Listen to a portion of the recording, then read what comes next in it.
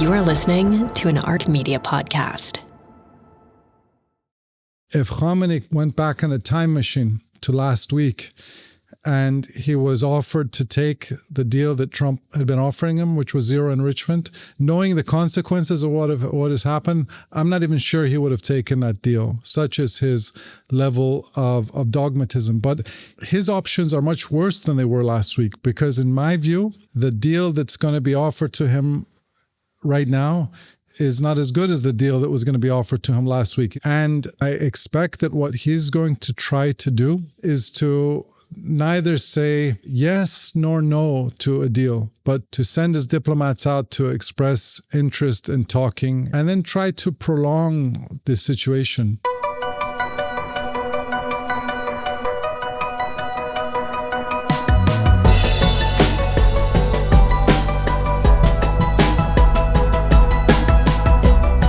It's 10 a.m. on Tuesday, June 17th here in New York City. It's 5 p.m. on Tuesday, June 17th in Israel, as Israelis wind down their day, to the extent that they're winding down their days at all these days, because they're up much of the night as well. Yesterday, we released a brief news roundup where I discussed all the major developments that had taken place in the previous 24 hours, of which there was no shortage. To hit some quick headlines before we get into today's episode, Israel just announced that it has killed Iran's new wartime chief of staff and the country's most senior military commander, Ali Shadmani, who had only been appointed to his position 4 days ago, after Israel had killed his predecessor, Gholam Ali Rashid. On Monday, following days of Israeli strikes, the head of the International Atomic Energy Agency, Rafael Grossi, said it's likely that all of the 1,500 centrifuges at the Natanz uranium enrichment plant had been damaged or completely destroyed. So far, the IDF has destroyed 40% of Iran's missile launchers, according to a senior Israeli official. This is why we've seen a reduced number of missile launches over the past 2 days. In fact, last night was the first without Israeli civilian casualties since the war began last week, early Friday morning. On Monday, President Trump left the G7 summit in Canada early due to the events in the Middle East. He also issued an evacuation order for residents of Tehran, leading to hundreds of thousands of cars fleeing the city. President Trump has been publicly reinforcing his support for Israeli actions and his position that Iran cannot have nuclear weapons. However, it remains to be seen whether he will commit to U.S. direct involvement. If the U.S. does not join in a direct way, a major question that faces us is, how could this end? Most assessments suggest that the Israeli Air Force does not have the capability to completely destroy Iran's nuclear program. If that's the case, what's the end game? Should Iran's nuclear program be destroyed by the U.S., delayed by Israel, or can it be disassembled by Iran through some kind of deal? Here to discuss these critical questions are senior analyst for Yedioth Achronot and Call Me Back regular Nadav Eyal, an Iran foreign policy expert and a senior fellow at the Carnegie Endowment for International Peace, Karim Sadjapour. Karim joins us from Washington, Nadav from Tel Aviv. Gentlemen, thank you both for being here. Thank you, Dan. Thank you for having us. Nadav, I want to start with you. What is the significance of the most recent announcement from Israel about killing Iran's new wartime chief of staff, Ali Shadmani? We are seeing Israel doing to Iran what it did to Hezbollah. This is the same kind of framework that we have seen with Hezbollah in Lebanon. I'm talking about the 2024 summer to the fall of 2024, in which Israel managed to basically decapitate the military leadership of Hezbollah and to lead to disarray within Hezbollah, to the defeat of Hezbollah. And right now, it seems to be on the same track. We need to remember that Hezbollah is not Iran. Iran is not Hezbollah. Iran is a much more organized body. It's a country. It's a big country. It's a civilization. It has many resources that Hezbollah doesn't have.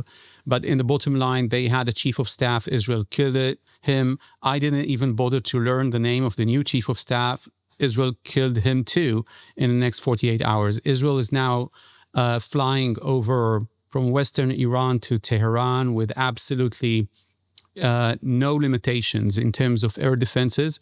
It's not only having premium kind of intelligence that it has already gathered that led to the first strike. It's also having real-time intelligence, Dan, that it didn't have at the beginning of the war because it's flying so freely over Iran at this moment. It also took out about a third of the Iranian missile launchers, ballistic missile launchers.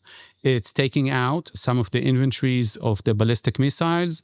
And right up to now, besides, of course, these attacks of the Iranians against population centers and bases here in Israel that are causing a massive devastation, there's absolutely no question about it, compared to any missile attacks in Israel or rocket attacks or missile before, you can't mark any sort of achievement of the regime during this war. The IDF is now briefing that Iran's military leadership is on the run. And they're not just saying that. They mean that some of them are trying to flee their command centers. And that's also a significant development. Now, the IDF has not finished what it aims to do in terms of the surface-to-surface ballistic missiles or the nuclear arena. These plans are ambitious, and the cards are, of course, with President Trump to decide whether or not he wants to join for the final strikes or blows in this campaign, or he's going to leave it to Israel. Even if he does not join, if the US stays out, Israel has some contingencies. And after I said all that, I completely relate to what you said at the beginning. The question is, how does this end in a strategically meaningful way? And I'm not hearing any clear path, neither in Jerusalem or in Washington right now. They're very content by what they're seeing, but they still have no idea how this changes strategically in the long run the course of the Islamic Republic and the region. Can I just ask one question? You said that Israel has full reign over free range over Iran. I've heard two different things in recent days. Sometimes I hear that as it relates to Iran, and sometimes I hear it as it relates to Tehran. I hear they have free range over Tehran, but not necessarily the whole country. Am I hearing a distinction without a difference? Is it the whole country? There are areas in which it's less, it's more complex. Basically, the Israeli Air Force can attack in any place in Iran, but it's very much focused on specific areas, which, as I mentioned, are Western Iran to Tehran. It faces no real challenge at this point in terms of air defenses. That's the short answer. When they decided on this operation, they assumed that there would be many more people killed in Israel, civilians, as a result of ballistic missiles. The assessment given to the cabinet was between 800 civilians to 4,000 civilians dying as a result of Iranian ballistic missiles. And they also assumed, Dan, that we might lose some of the fighter jets of the Israeli Air Force. This was an assumption that was made in Israel. In that regard, I just talked with a cabinet minister last night, who was part, of course, of the deliberations of the decision made by the cabinet. And he told me that, and this is a man who's been in politics for many years, he's never seen anything like it. Israel is basically, the IDF, the Israeli Air Force, is right now doing everything they plan to do, absolutely everything. And they're doing it in a schedule that's much quicker than what they anticipated. Again, after saying all this, I want to formally hedge, and say, this could go wrong. Stuff could go wrong in this operation. It's a war. Enough to have 2 ballistic missiles that hit the wrong place in Israel, and we'll have a mass casualty event. For instance, Israel's refinery is not working. It's on the record. It was hit by the Iranians. So Israel has enough oil, and it prepared itself to this war. And there is no shortage of fuel in the country. But it's just an example. Things can go wrong, and in wars, they usually do. Okay, Karim, you're listening to what Nadav is saying, and you're obviously following sentiment inside Iran, tracking sentiment within Iranian society. What is your sense of sentiment, mood, attitude to this catastrophe from Iran's perspective? Well, it's very complicated and it's evolving, Dan. So in contrast to Israeli society, which is it's almost been normalized for Israelis to be experiencing missile attacks over decades. Iranian society hasn't experienced these days since the Iran-Iraq War, which ended in 1988. So for most Iranians, this is new, and they are still kind of, they're spectators. The anticipation that, perhaps this would trigger them to rise up is way premature, right? They don't see themselves yet as participants. I think the first 48 hours after Israel's attack last week, several senior figures of Iran's Revolutionary Guards and repressive apparatus were killed. And this is it's a deeply unpopular regime. I suspect they have 15 to 20% popular support. So I think a lot of people didn't have any sympathy and were happy that these oppressors were taken out. I think as the war has evolved, it started to deeply disrupt people's lives, especially in the city of Tehran. President Trump tweeted last night that all residents of Tehran should evacuate. He tweeted that when it was the early hours of the morning in Iran. And, not everyone has a second home. It's difficult for people to get gasoline if they want to get on the highway. Even if they can get gasoline, there's pure gridlock. People always ask, well, how is this, has it made people rally around the flag, or has it pushed people against the regime? My general view in these situations is that it tends to amplify people's existing political views. So if prior to this war, you were a supporter of the regime, you now have even more ammunition against Israel, against America for supporting Israel. And if prior to this war, you were an opponent and critic of the regime, you see it's just another example of the Islamic Republic following their own ideological interests and never prioritizing the well-being and security of the Iranian people. So I think it's essentially further polarized the Iranian society. That's interesting, Karim. I wonder if there's a middle ground. I mentioned this on Scott Galloway's podcast over the weekend, that I do wonder, like, say the Iranian Revolutionary Guard Corps, if you're a mid-level officer or a junior-level officer and you have been indoctrinated to believe that, the Iranian military capabilities are supreme and worthy of the ambitions that Iran has for hegemony in the region, and you've been indoctrinated to believe that the Zionist entity is weak and temporary, and as one former Iranian president described it, a one-bomb country, one nuclear bomb could wipe out all of Israel, and it was just a matter of time. There's the clock down the center of Tehran with the countdown to 2040 when Israel is to be wiped off the map. If you've been led to believe that Israel is just so fragile, and then you watch what Israel has accomplished, and you're that mid-level or junior-level officer, you could be in the camp that has been, rah, rah, Iran, and I feel strongly about Iran, and I believe in Iran, and I'm loyal to the supreme leader, and I believe everything I've been told, and it's worthy of this fight because it's a fight we're going to win. And then you just watch what Israel has done to Iran over the last few days, which is, by any standard, I think, pretty humiliating. Then does that make you could argue that person falls into the category of the true believer who's only going to become a more of a true believer because of the war, or you could say that true believer is going to lose confidence in what he's been led to believe in. Dan, Yes. I need to drop off because we just got an alert that we're going to have a siren soon. So okay. I'm gonna drop off now.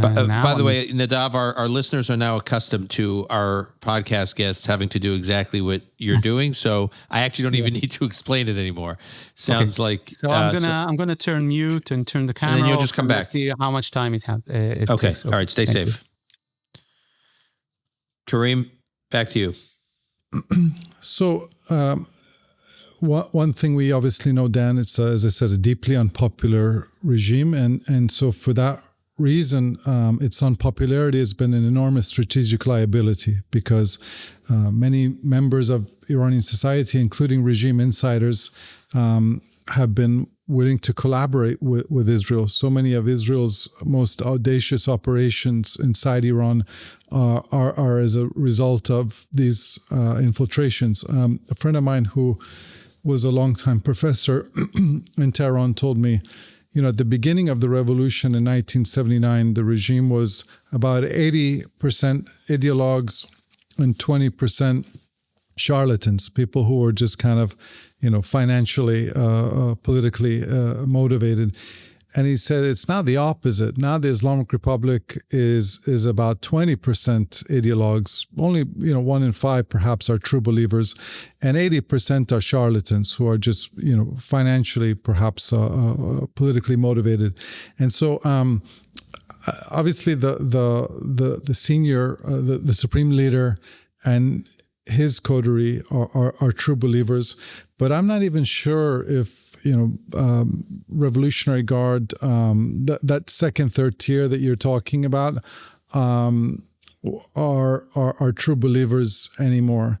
The big question, though, for people inside the regime is, okay, what comes next? I think this is not only a society, but a system in which many people are just waiting for the supreme leader to die. He's 86 years old. He's been ruling since 1989.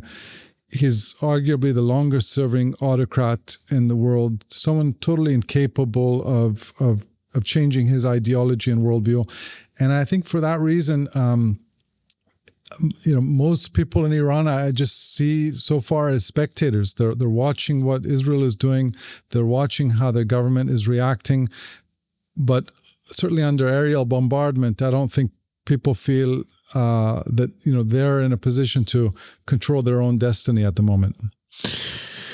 I want to talk about the wins and losses on each side. So from Israel's perspective, and I'll provide my take, and maybe Nadav, when he emerges from the latest siren, and hopefully not.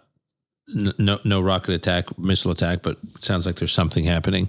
When he emerges from that, he can augment what I'm listing off here. But from my perspective, what I think Israel has accomplished is, one, it's punctured this notion that a military confrontation with Iran must be avoided by Israel at all costs, because Israel cannot afford getting into an escalatory war with Iran. I mean, that was certainly the view before Israel started tackling Iran's proxies. That was certainly the view when Hezbollah was staring down at Israel from the north, when Hamas was still largely intact, when the Assad regime was in power, a proxy state of Iran's. And that whole proxy system, that at least the most prominent part of the proxy system for Iran, has been taken apart. So the risk of an escalation with Iran went down, obviously, over the past year. But there was still concern about what does a war with Iran look like. Well, we're seeing it now. And Israel's demonstrated, it's punctured this notion that Israel cannot afford to get itself in a military escalatory situation, a war with Iran, A. B, it, as Nadav said earlier, before you had to hop off, has free range over Iranian skies. C, it is completely, sounds like, jammed up or destabilized the command and control structure of the Iranian military and security apparatus. D, it has taken out most of Iranian, if not all, air defenses and many, although not all, of its offensive capabilities. Its ability to launch ballistic missiles. It's taking out a lot of them, but obviously not all of them. And it has done, from what I said in the introduction, real damage to the nuclear program in Natanz and elsewhere. The negatives or the losses so far from Israel's perspective, I think, are they still don't have a great solution with how to deal with these missile barrages from Iran. That is to say, if Iran launches 10 projectiles, Israel's air defense programs, interceptors can largely protect Israel. But when Iran launches orders of magnitude more, of projectiles in a single barrage. Some are just going to get through. And we've seen that when some get through, they can do real damage, tragically real loss of life in Israel and real tremendous physical damage. And that's a setback for Israel.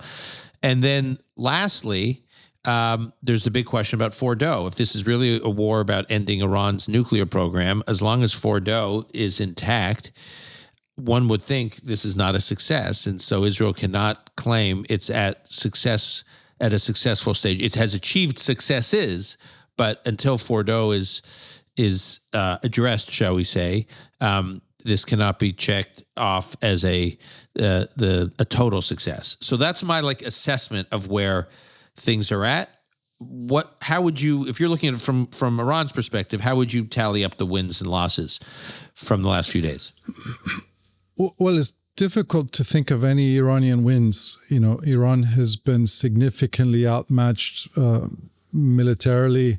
They're outmatched diplomatically. They're outmatched financially, technologically. In every respect, this is a regime which is outmatched. And that's not surprising because it's behaved as a economically failing police state over the last 4 decades, and most of the best Iranian minds have left the country. And so, in terms of its human capital, it's a nation which has enormous human capital, but it's a regime which doesn't have very good human capital.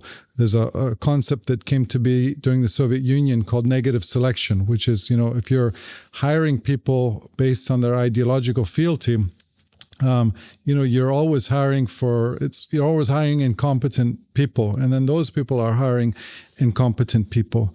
So I can't think of any notable wins for the regime, but as you alluded to from the outset, I think the big question is, how does this play out months from now, right? Because this is a regime which has seen humiliation before. I mean, I remember the early days of the Iraq War when I was based in Tehran. They were terrified that the U.S. had just defeated. This is of the second Iraq War, of the 2003 Iraq War. Exactly. So, the U.S. had defeated the Iraqi army in 3 weeks, an army that Iran couldn't defeat over an 8-year period. But they bided their time, and eventually they came back, and their only task was to make life hell for the United States and Iraq, and they succeeded. So this context is a little different now because you have, as I said, an 86-year-old supreme leader. But what does this do to the nature of the regime and the stability of the regime? And I've studied the Middle East long enough to know that, any predictions made in real time have very little value. I could paint a scenario for you whereby 1 year from now, it's a regime which is led by men who will take an even more aggressive approach towards nuclear weapons than Ayatollah Khamenei in a post-Khamenei Iran. And I could also paint for you a scenario whereby you have a group of leaders who come to power who decide, this death to America, death to Israel culture of 1979 is totally useless. And we need to put our national interest before revolutionary ideology, much like the Chinese decided to do in the 1970s. That's totally plausible as well. But, there's I remember Kissinger once saying that both wars and revolutions, they're not... They're defined by what they build, not what they destroy. And so, this in some ways, this Israel war will be certainly remembered by Israel's enormous military superiority over Iran, but I think it will also be remembered by, how things play out 6 months, 1 year, and beyond. That's very interesting what you said about whether or not Iran, that cooler heads could prevail that decide that we're going to go the path of the rapprochement, that's a model similar to the rapprochement between China and the U.S. In the 70s. I guess my question there is, can Iran do? And it's an imperfect analogy, so I don't want to overstate the analogy because there are a bunch of dynamics that were unique to that situation in the 70s. That being said, we'll try. Could Iran accomplish what you're describing as a possibility, as a possible path, while still giving up their nuclear program?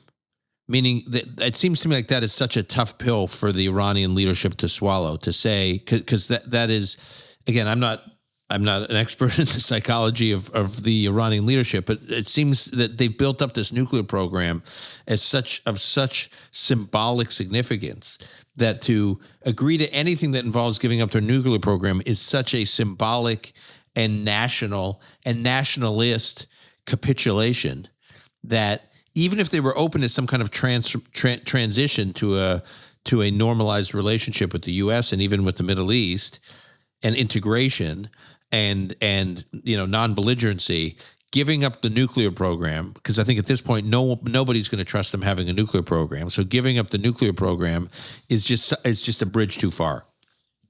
Well, there's 0% likelihood they're going to have a rapprochement with the U.S. As long as Ayatollah Khamenei remains supreme leader. So that's a given. He's not going to change his long-time disposition at age 86. I'm talking about, once he's left the scene, post-Khamenei Iran, what is possible? There's enormous popular demand for Iran, among Iranians, to be what, again, to quote Kissinger, to be a nation rather than a cause, right? To be led by a government whose organizing principle is not death to Israel or death to America, but long live Iran, a patriotic nationalist government. Now, I think any type of government like that, the first thing you would do is you need to normalize relations with the U.S. You want to have relations with the greatest economy in the world, the greatest military in the world, rather than gratuitous conflict with it. And I think there would be certain prerequisites for Iran to normalize relations with the U.S.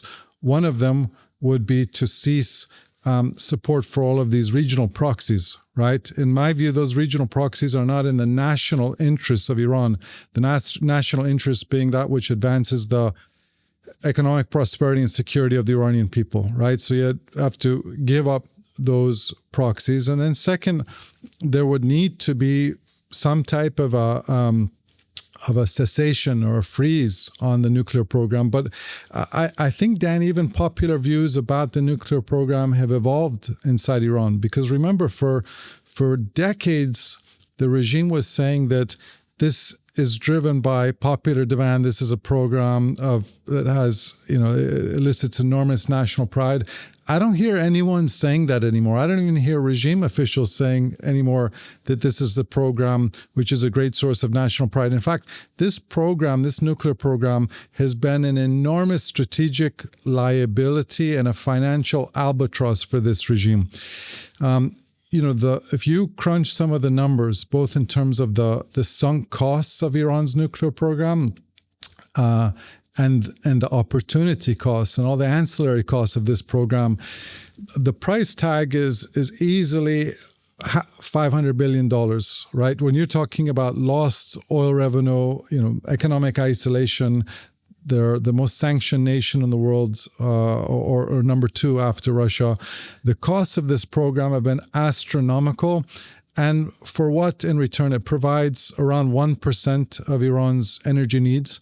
And it hasn't deterred Israel. So it's a nuclear program which has been enormously costly, doesn't provide energy nor deterrence. So I don't actually think that if you had strong patriotic nationalist leader, I think it would be possible that they make the case to their people, listen, this program actually has not advanced the national interests of Iran. It's been a huge liability and albatross for us.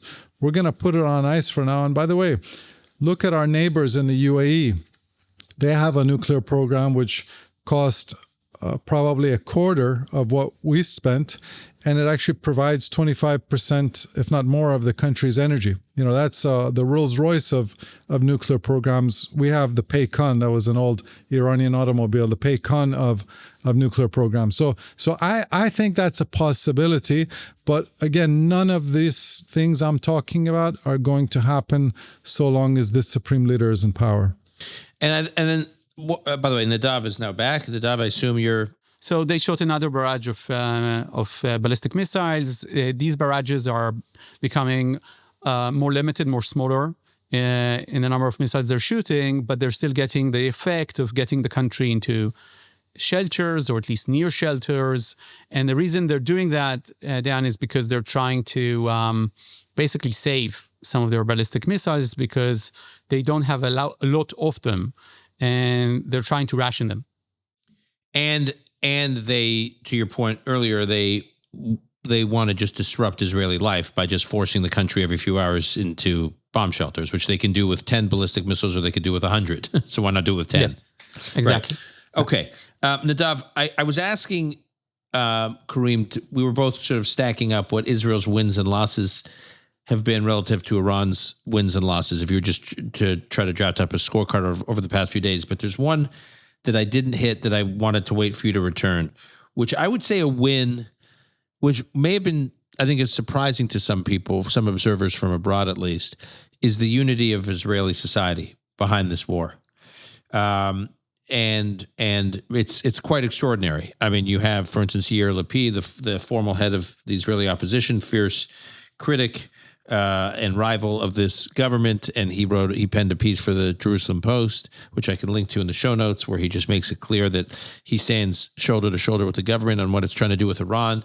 Hearing him talk about standing shoulder to shoulder with this government on anything these days is quite jarring. And interestingly, in one of these chat groups, I see these different chat groups, WhatsApp chat groups of the protest movement, the group that has been organizing against the government every Saturday night. They protest in Kaplan Street in Tel Aviv. For those who are listening, you see these images of tens, hundreds of thousands of times of Israelis protesting the streets. So these protest groups organize it. And I saw the Jerusalem Post piece. It was people were taking screenshots and sending it to me from the protest group chat, saying, look, they're circulating the Yair Lapid piece in the protest group chats, basically sending the message, as it relates to the war with Iran, there are no protests, we're unified. And I would chalk that up to certainly a win for Israel, but you're on the ground. Can you describe the sentiment? So definitely, Lapid supports this. The opposition supports this. There is a consensus in Israel today. And how should I put it, Dan? Many of the leaders of the protest movement are basically flying now to Tehran on a daily basis, twice a day. It's the pilots, right? It's the same pilots that have been demonized, been presented as traitors. It's the same pilots on which some parts of this coalition said, we don't need the pilots. We don't need this Air Force. They have been blamed for not being loyal enough, for saying that they're not going to go into their reserve service and fly if the country changes its face after the judicial overhaul.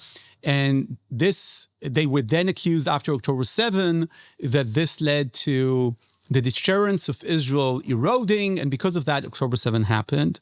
And of course, on October 7, they all reported to duty, more than 120%. And now they are the ones leading this assault in Iran. So what you see here, Dan, is to a large extent, the Israeli society unified to begin with. And again, this goes to something we talked about since October 7 on this podcast. And that is the way that there is a lost in translation, a misreading of the Israeli society and these protests. They are seen by people abroad sometimes, whether it's in the West, in America, whether these people are right-wingers or left-wingers or Islamists, it doesn't really matter. These protests are seen as the Israeli society fracturing under the pressure, the spider web theory of Hassan Nasrallah. Everyone like yourself who has been in Tel Aviv during these protests knows that this is a very patriotic and to an extent a conservative movement within the Israeli society that portrays itself, you might not agree, as defending the traditional values of Israel. And because of that, this is not kind of a radical burn the flag. These are flag barriers. And this is the mistake made by Yahya Sinwar, made by Hassan Nasrallah, I think made by the Iranian regime. They've been fooled. Nobody told them that demonstrations in a country like Israel is a show of participation within the framework of the state and not an uprising against it. Why? Because in Iran, if you go to the streets and you protest, you have a different flag, right? You can have the Karim knows this better than me. You can have the flag of the Iran before the revolution, of the Pahlavi family. You can have the flag of the Islamic Republic. You can have the flag before the Pahlavis, right? So no, in Israel you just have one flag, and everybody, the Likud, the government, Netanyahu, the protesters, there are still this tribal idea. I'm saying tribal not in terms of politics, but really tribal idea, like the tribe's fire. And that idea is that this region doesn't want us. That's a very, there's an agreement there. Sometimes people blame each other. The lefties blame the right wing blames the lefties, that, oh, you don't understand that, or you're cooperating with them. But at the end, everybody understands what kind of neighborhood it is, and that basically Israel is very unpopular in this neighborhood. As I said in the opening, what's potentially on the list of options right now? They range from either the U.S. unleashing B-2s and whatever other resources they have that Israel does not have to destroy Iran's nuclear program, or giving Israel some tools. I'm not sure exactly what those are, so Israel can do this on its own, but they would be tools that Israel doesn't currently have. So let's just say ramping up U.S. involvement in a meaningful way to completely destroy the program, which basically means hitting Fordo, or reach some kind of deal with Iran, use the pressure that Israel has put on Iran to bring Iran back to the table and try to get it to capitulate in a way that Karim and I were talking about earlier that involves really disassembling its own program. Nadav, can you talk about the upside and downside of each of those paths? Okay, so first of all, the question is what you can actually get, Dan. And that's something that I think Karim could answer better than me as to the Islamic Republic itself, and what would be plausible to receive from them in terms of, even if they capitulate, what's the plausible, realist scenario? And I'll give you one example, okay? Of course, for the Israelis, they want Iran to reach an agreement while Iran is still in the midst of this conflict, and the IDF is putting pressure on the Iranian army in Revolutionary Guard. That is the best case scenario. The Iranians sit down with the West. They accept whatever offer made by President Trump, but the IDF still reserves the right during the negotiations to pressure them militarily. That's the best case scenario for the Israelis. And then they sign an agreement and they lose maybe all of their enriched uranium. I should say, Israel did not attack the enriched uranium because of several reasons. One of them, it doesn't want to create, a dirty bomb. Another reason is that it's extremely difficult to do that. You need to basically blow this up from the ground. You never know if a mountain collapses on these containers, it doesn't necessarily mean that you will lose the enriched uranium. So Israel is not trying to take out the enriched uranium, but maybe part of that agreement is that this enriched uranium is leaving Iran to begin with, okay? So this is one scenario. Another scenario, which I think is more plausible, is a cessation of hostilities. The Iranians signal to the Trump administration they're willing to reach an agreement. Israel, its IDF, tells the government, look, we have achieved whatever we aimed to do. We are now stopping. We managed to take out much of their nuclear ability and their ballistic missile ability. And now it's up for, President Trump, the international community, to do whatever they decide. And the third option is, of course, that the U.S. joins in, and then the U.S. is wrapping it up, which is for Israel the best case scenario. Because then even ending this conflict, it's not its responsibility anymore.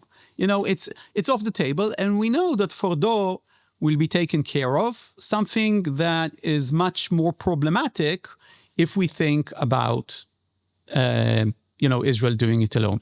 I have to say something about that. Israel has contingencies also to the possibility that the U.S. won't join at all. And it has ideas how to tackle all the challenges at hand. I suspect this includes furlough. But if the U.S. would say no, and we don't know when, the president can say tomorrow morning, yeah, let's do it. And then he can say, let's not. And we don't know. So it's the schedule determined by the president. Out of these three alternatives, there is a fourth one. And this is that this drags on. And I think that for the Islamic Republic, that is the best alternative. This drags on. It gets complicated. The U.S. doesn't join in. It doesn't become an Iran-Iraq war. I don't think that both sides can allow it, but it becomes something more dragged on. And then there becomes a pressure on Israel saying, hey, you wanted to take aim at the nuclear program. You did that. You caused your damage. What now? Is this like an endless war? And then people will add, of course, critics of Israel will add, like Gaza. Is this going to be like, for you, like Gaza? And that's a worry the Israelis have. So out of these four options, I think two are great for Israel, that the U.S. will join, and that it won't join, but Iran will negotiate under fire. And one is not that good, but it still works rather well. Israel finishes whatever it aimed to do. Then the Iranians maybe come from a very reduced position to negotiating with the US. And the last one is a disaster for Israel, because then the Iranians can break to a bomb later and the rest. I'm not sure that the disaster one is still there, because Israel's achievements right now in Iran are so substantial. Can I just ask you one follow-up before I move to Karim? Is there concern? I don't have this concern, by the way, from Israel's perspective, but I do wonder whether or not there's concern within the Israeli system that if the U.S. has to step in to kind of finish this up, so effectively Israel will have cleared the path to make it possible for the U.S. to just come in at the end and wrap it up and achieve something extraordinary, not only for Israel, but for the United States and the West, by taking this country that even before it had a nuclear program was a tremendous threat to the West and to the United States, and has blood on its hands of so many Americans, American civilians, American military. So there's no question that the U.S. has an interest in putting an end to Iran as a threat to the world on the one hand. On the other hand, is there a concern that, as it relates to Israel's relationship with the United States, this idea that, the U.S. had to step in and wind up a war that Israel started? No, Israeli decision makers are not too worried about that. Why? Because right now what they're reading from the president is that basically he's in FOMO, right? Dan, this is the reading we're getting. He's seeing these tremendous things happening in the Middle East. He's seeing that Iran, unlike what he was told by the defense apparatus, is a paper tiger until now. Again, I don't know what the future holds. They might surprise us, but why didn't the U.S. do this? Why did we need to negotiate? Now, this is not me analyzing the president. This is what the president said on his airplane. You probably saw that bit in which he said, I'm not in a mood to negotiate with them, right? Why does he need to negotiate with them? He wants them to capitulate. If the regime just capitulates tomorrow morning and says, you know what, we don't need enrichment, we don't need sovereignty. I don't know any serious Iran expert that believes that they're going to do that, because they're saying this as of itself will threaten the regime, because it will look so weak after so many years. It's such a consensus in Iran. We need to say this. Nuclear energy, I'm saying this based on conversations with the Israeli defense apparatus. The issue of nuclear sovereignty, the nuclear project in Iran, is as a consensus in Iran as the nuclear issue, according to foreign sources, in Israel is. It's a consensus. It's not related to only to the mullahs, ayatollahs regime. It's a matter of national pride. It's, this is according to the Israeli defense apparatus inspections and understanding of public discourse, social networks, other intelligence, polls within Iran. So if they give it up tomorrow morning, what happens to the regime? Is it plausible that they will just say, you know what? Whatever. You get all the centrifuges, you get all the enriched uranium. We don't want anything like that because we want to survive. I'm really placing this question because I'm not an Iran expert. I don't know. Maybe, again, Karim would probably be a better judge to that. Karim, what's your reaction? Well, let me just offer two mild edits of what Nadav said. Number one, Khamenei, over the last 36 years that he's been in power, you can really count on one or two fingers the number of times he's agreed to meaningful compromise. The last one was the JCPOA. And it's only when he, in my view, faces existential angst. He thinks that the existence of the regime is at stake. There's a credible military threat. There's a united diplomatic front. And he's provided kind of a face-saving diplomatic exit. Right now, I don't think he sees a face-saving diplomatic exit because he's going to be asked to pursue the Libya model, which didn't end well for Colonel Gaddafi. In fact, I even think that if Khamenei went back in a time machine to last week and he was offered to take the deal that Trump had been offering him, which was zero enrichment, knowing the consequences of what has happened, I'm not even sure he would have taken that deal, such as his level of dogmatism. But he's now in a situation in which his options are much worse than they were last week, because in my view, I haven't spoken to President Trump about this, but my sense is that the deal that's going to be offered to him right now is not as good as the deal that was going to be offered to him last week. He's not only going to be asked to zero enrichment and capitulate his nuclear program, I expect that there will also be, it will be demanded of them, and you change your conduct in the Middle East, you stop supporting these proxies, you cease your missile production.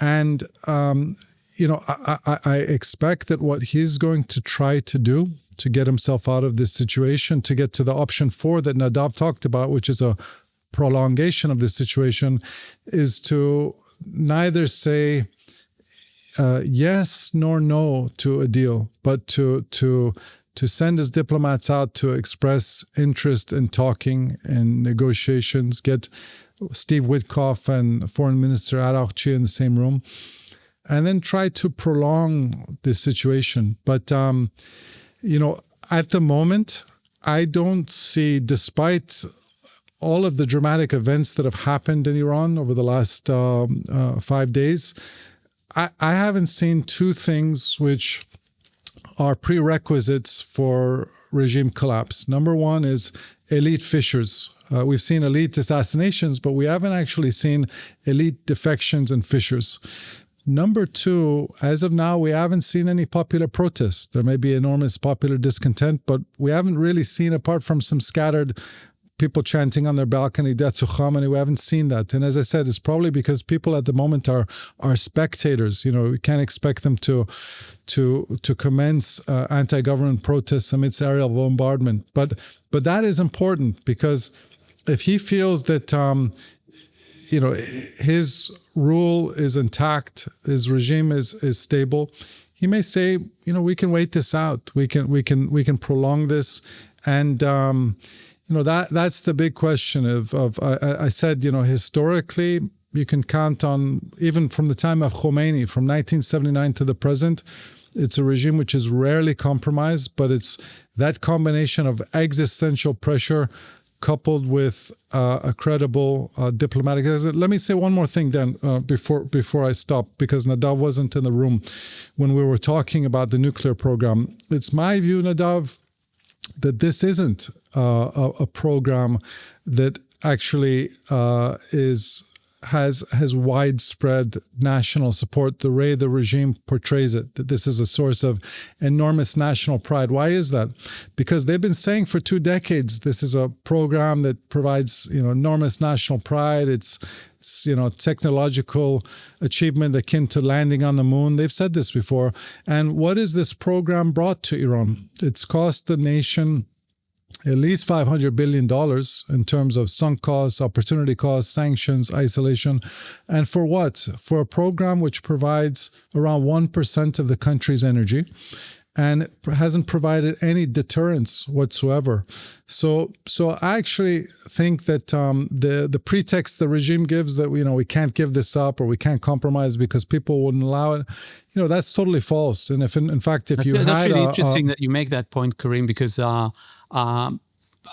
it means that the Israeli defense establishment assesses the support that this program has, much more highly than it really is, or your expert opinion is that it is. They're actually, they're taking much more measure of precaution as to how popular it is. So it's a really important. It's a simple question, which is why? Why would it be such a source of enormous national pride when, again, it's been an enormous strategic liability. It's been a financial albatross, and none of the achievements of this program are tangible or palpable for people, right?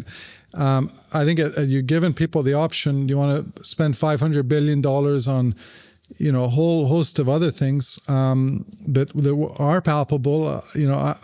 I don't think nuclear energy is something that people are even talking about. In fact, when you were away, Nadav, I said to Dan, I don't even hear government officials talking about this the same way they used to. 5, 10, 15 years ago, they would boast that this is a great source of national pride, but I haven't heard them then saying that as of late. So Iran is ripe for a person, whether it's a man or a woman, a patriotic leader who comes and says, listen, this death to America revolutionary ideology, death to Israel revolutionary ideology of the last 46 years has brought us nothing but ruin, economic isolation, and political isolation for the people. It's time to make Iran great again. And these are the ways in which we can do it. And one of the first things we need to do is normalize relations with the United States and to spend our money at home rather than on these regional proxies, and spend our money on first-rate technological advancements, not a technologically third-rate nuclear program which hasn't provided us any energy nor security. Okay, in wrapping up, then I just want to ask you guys a basic question. I talked at the beginning about whether or not we're headed for total destruction of Iran's nuclear program, delaying Iran's nuclear program as a result of the damage Israel has done and will continue to do, but not total destruction, because that delay would mean that they didn't get Fordo, or some kind of negotiated dismantling. And we can debate what, as this discussion has revealed, what dismantling actually looks like. But if I had to just boil it down to that, destroy, delay, or dismantle, where do you think things are headed? I'll start with you, Karim. I remember on the eve of Vladimir Putin's invasion of Ukraine, Tom Friedman wrote that the best place to understand this war is not in Kyiv or Washington or Moscow. It's inside Putin's head, right? That's what we're trying to essentially determine. What is this one person thinking? I think in this instance, a lot of it is how President Trump is thinking about this issue. And I did not read, had you told me 6 weeks ago that this is the outcome that we were headed to, that's not what I would have expected. I thought President Trump's what was going to continue to give Prime Minister Netanyahu a red light and say we want to pursue negotiations to resolve this. So the big question now is, will he bring the United States into this war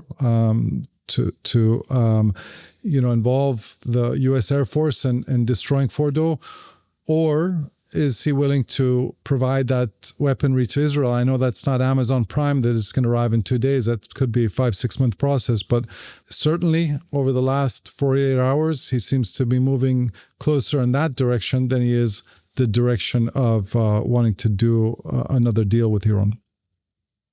Nadav? Yeah, I think that we're closer to destroying the program. I think that if right now Israel gets an order from the US, from the president, to stop right now, whatever the reason, I don't think it's going to happen, right? But I'm just theoretically saying, when the dust settles, it will turn out that Israel destroyed much more than people acknowledge right now. And I'm not speculating. There are stuff that are going to come out in the next 24 hours, 48 hours, or the Iranians are going to discover it only after the war has ended. But even now, it's very substantial. And let me tell you something that is the most substantial that Israel has done, according to officials in the Israeli cabinet, and not only in the Israeli cabinet. I was late for this conversation because of another senior security official that spoke with me. It's about the scientists. It's about the scientists that Israel assassinated. It's much more important than what it did in some places in Isfahan. Israel got every scientist on the list. When you spoke with me, I think even I remarked about this in our first conversation. I spoke with a former security official who told me, hey, I looked at the list of the first strike and the first night, and I saw some names missing, names that I know that are really important. And then came the car bombs yesterday or the day before in Tehran, and Israel got everyone it wanted, basically. And this is very significant in the long term. It's more significant than a specific installation. It also has a cooling effect, Dan, because people know that they're going to be targeted and that Israel is going to come for them. Now, look at the precedents that we have. We have Iraq and Osirak, and we have the North Korea reactor in Syria. In both cases, these regimes saw this as a national project. It wasn't, of course, as dispersed, as sophisticated as the Iranian centrifuges project. I don't want to compare those. Reactors are much more easier to destroy. But in both cases, it was a national priority. Then Israel destroyed that national priority. Then the regimes basically said, they either denied or they said we're going to do it. And nothing happened. Because it's such an undertaking for any country. And the fact that Israel proved that it can now have full aerial control over Iran means that even if Israel just stops now, cessation of hostilities, Iran comes to the negotiating table, I think something has definitely changed in the Middle East, and with the incentives of the Islamic Republic to go through this process again, then be humiliated again. Because let me tell you something right now, in terms of the Israeli consensus, not only the defense apparatus, but also in the political sphere. I'm seeing now a video by the chairman of the opposition explaining to the public why we decided to attack now, as though he was part of the government. So this is how Israel is united about this. If the Iranians try to do this again, they'll be attacked again. And that's very important, this message across the region. And I'm even hearing more than that, Dan. I'm hearing pressure with other countries in the region, other Arab countries in the region, on the US, not on Israel, to come and finish the job. So the message would be absolutely clear to the Islamic Republic that what has been will never be again. The era of the Islamic Republic is a threatening regional power, sending its proxies, to bomb Aramco in Saudi Arabia, sending its proxies to attack the UAE, by the way, fighting a war in Yemen, of course, building all the proxies around Israel. That era is over. And this doesn't even need to have an American involvement in this point. It needs to have Israel and the countries around Iran steadfast in that regard and willing to go at it if needed again. But it's true, I agree with Karim. The only way to make sure that this is the case is through the US. I want to have, one small edit to what Karim said. The type of bombs that Israel needs can only be carried by the B-2 bombers, which can only be flown by American pilots.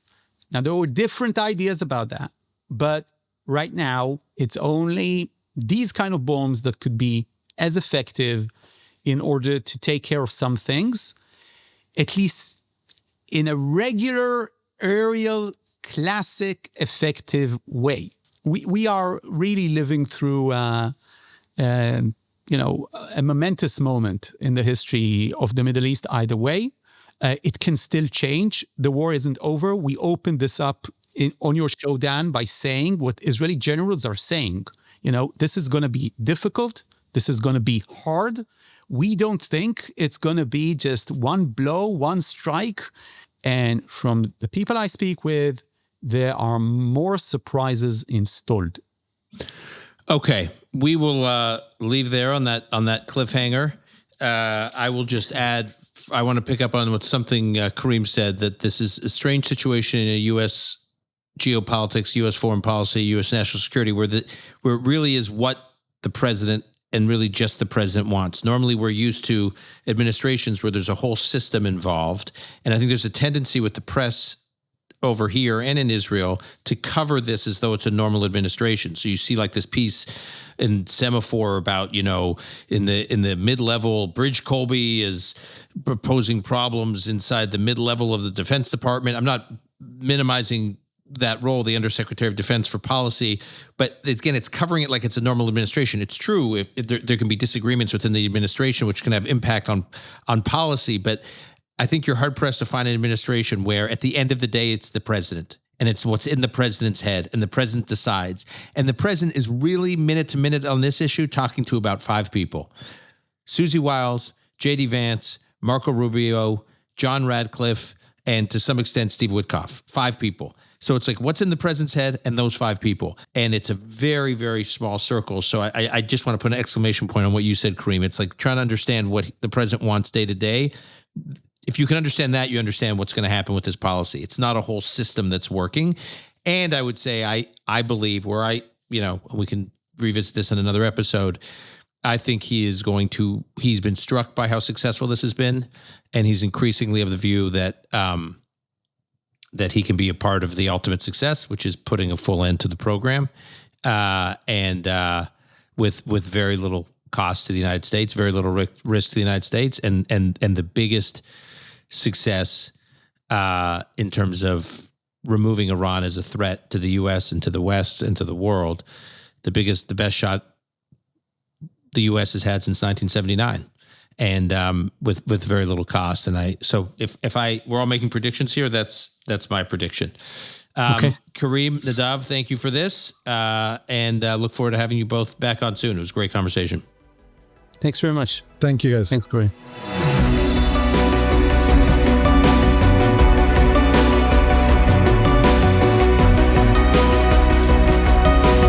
That's our show for today. If you found this episode valuable, please share it with others who might appreciate it. Time and again, we've found that our listeners are the ones driving the growth of the Call Me Back community, so thank you.